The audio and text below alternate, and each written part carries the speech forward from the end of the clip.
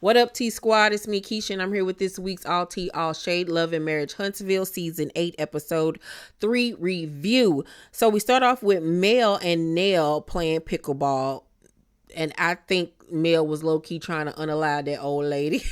Because why you got that old lady outside playing pickleball, knowing she old? The lady couldn't breathe afterward. It looked like we was going to have to call the paramedics, do resuscitation on her or something, child.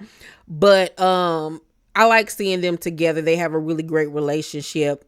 And Mel asks why she didn't come to her podcast with Carlos. And Nell says that it was sold out. It was sold out real quick. And Melody looking at her like, now, girl, we not about to play that it was sold out. If you wanted to come, you would have reached out to me to come. Just say you didn't want to come or whatever the reason was. I hate when people sit up there and lie and try to make excuses. Just be honest. Like, you older than everybody on the cast. Don't make excuses. And then why as adults are we lying and making excuses and pretending like we don't know how we feel about certain situations? Like, it's ridiculous.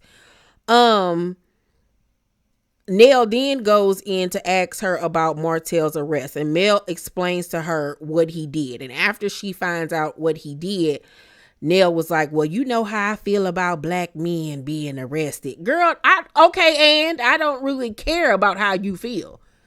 This ain't about how you feel. This is about how I feel and what was being done to me. We gonna stop protecting black men just because they're black men. That don't mean nothing. This is about integrity. This is about respect. You know what I'm saying? This is about my well-being, my livelihood, my reputation. So I could care less about him being a black man. Girl, get out of here. But she gonna say, but now that I know, I understand why you did what you did. But then we see the preview for next week's episode. She's still on some, I don't like that she got you arrested. I don't like that. Okay, Nell, you could just hush. Worry about your own family at this point. We need you to be quiet. Like, cause you getting on my nerves with that whole situation. So, Nell's stepdaughter comes up. We all know last year she did that interview where she was discussing how Nell was a side chick and all of this type of stuff. Nell was like, well, there was a lot that was a lie. Yes, he was married. Did I know he was married? No. I never been nobody's side chick. What she did not say was that they were separated and going through a divorce. Now, girl, wait a minute, because that was a whole hodgepodge of what the are you talking about? First you said that, yeah, he was married, but you didn't know he was married. But then you say that what she failed to mention was that he was separated and going through a divorce. So what you mean he was separated and going through a divorce if you didn't know that he was married? Like, girl, stop. You're telling on yourself now. You're telling on yourself. Just admit it. You was messing with this man while he was still married to that lady. Now y'all married together. He cheated on you just like he cheated on her. Y'all stuck through it and y'all still together. It is what it is. The girl mama got on the dang on interview and said that you was the side chick. It is what it is at this point because, honey, what you're saying does not make sense, my love. You sound crazy, Nell. You sound real crazy. So Mel also want to know why Tisha and Kimmi didn't come to the live. And I really didn't understand why she cared that much that they didn't come. Especially Tisha. Now I can see Kimmi, but Tisha, like, do you really care? Do you? I don't think you do. So Stormi meets with new cast member Latricia, who used to be one of her clients. She used to do her hair. She's a big fitness enthusiast. She has 2 kids. She was previously married to a man that Stormi calls Mr. because he acted like Mr. from The Color Purple. They're divorced now. She's dating this big buff man named Ken. And she's happy, but you can tell that she went through a lot in her previous marriage. She's very soft-spoken, has a very weak voice that I need for her to work on and enunciate. Because it's quite annoying. Seems like a nice lady thus far, though. But she does ask Stormi about Tisha because she says that she ran into Tisha at the gym and that Tisha says she wants her to train her. But she wanted to know what happened between Tisha and Stormi first, because obviously it seems like her allegiance is towards Stormi. And if Stormi would have been like, girl, don't mess with her, she would have been like, all right, I won't. But I like the way Stormi handled the situation by saying, like, I like Tisha. I think she's a nice person, but as long as you don't involve her husband, y'all will be fine. When her husband gets involved, that's when it's going to be a problem. And I like the fact that she didn't down talk her or be like, putting 10 on 20 about, negative stuff. She basically left it up to like, girl, do what you do. I don't care. It ain't got nothing to do with me. But I'm going to tell you this much.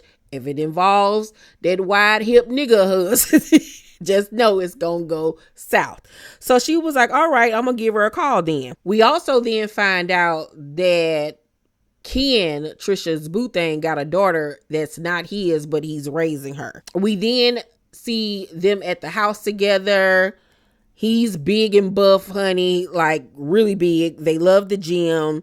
And she brings up the Tisha situation once again and was like, she's kind of iffy on whether or not she should work with her. But I thought after talking to Stormi that she'd made up her mind, but obviously she had not. So he says that he is going to propose to her at some point, after saying that he never wanted to get married, but since he met her, she reminds him a lot of his mother, and he's never met a woman that has the same attributes as his mom. It seems like they're compatible so far, but we shall see. Like, she just seemed really meek to me. Like, I don't know what happened in her past or if that's just how she is as a person, but she comes across very meek and docile. But knowing what I know is about to come out about her storyline, she seemed like she one of them quiet, shy types that's a freak behind closed doors. That's what she's very much giving. So at the end of the episode, Nell and Tisha and Kimmi get together at this plant place, putting together a little plant set or whatever. And they haven't seen each other. It's the new year. And Kimmi says that her mom had developed breast cancer. It was stage 1. She's been there for her. Her mother's doing great. That's just crazy that both of them went through this within the span of a year. That's crazy, but I'm happy that her mother is doing better.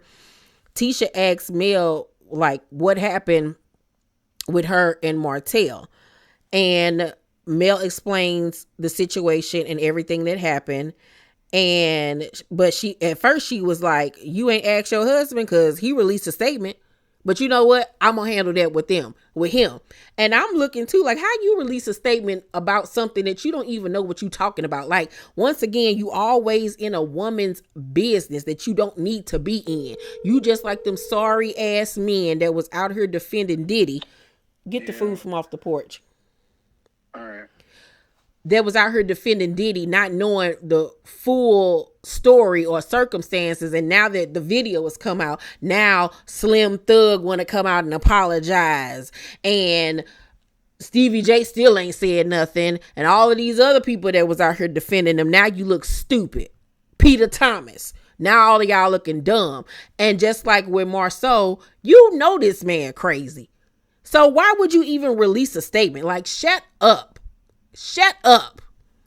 Get on my nerves. And Tisha should be embarrassed to be with somebody like that.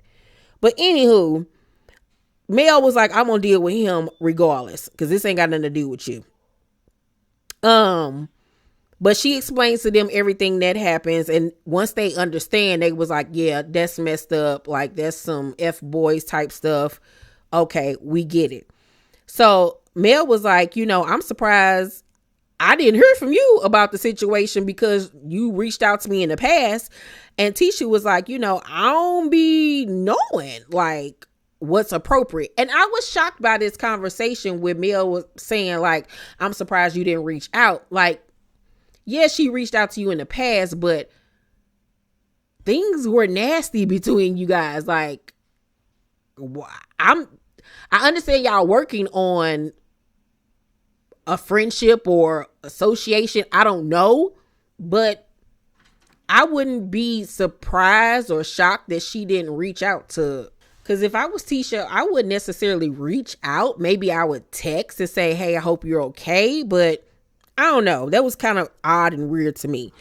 But Tisha apologizes and says that, they are working towards a better place and that Mel has been trying. So she's going to put forth the effort now too.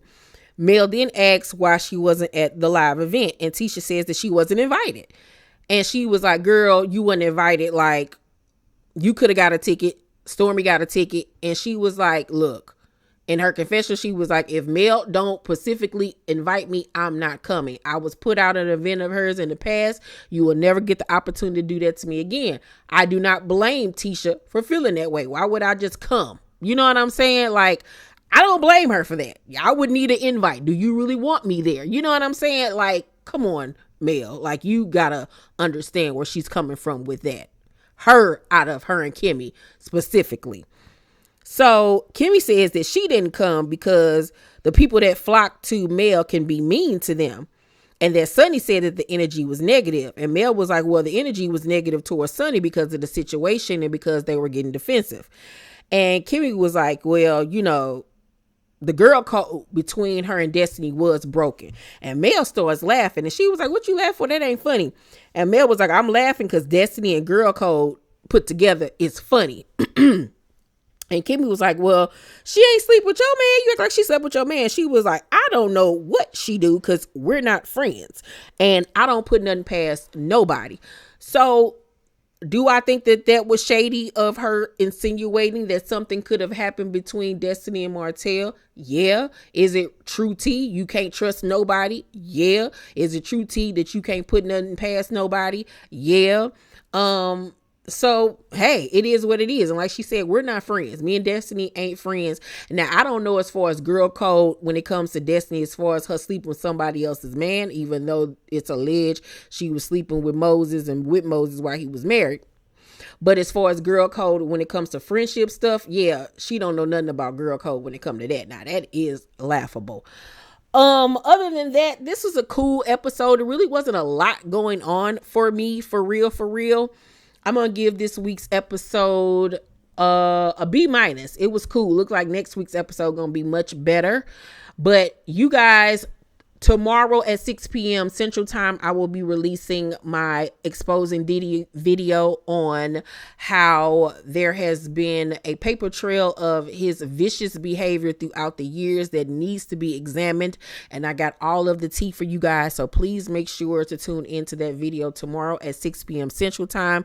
Make sure that you guys thumbs up this video, subscribe to my channel, and turn on your post notifications. I love you, and I'll see you on the next video. Bye.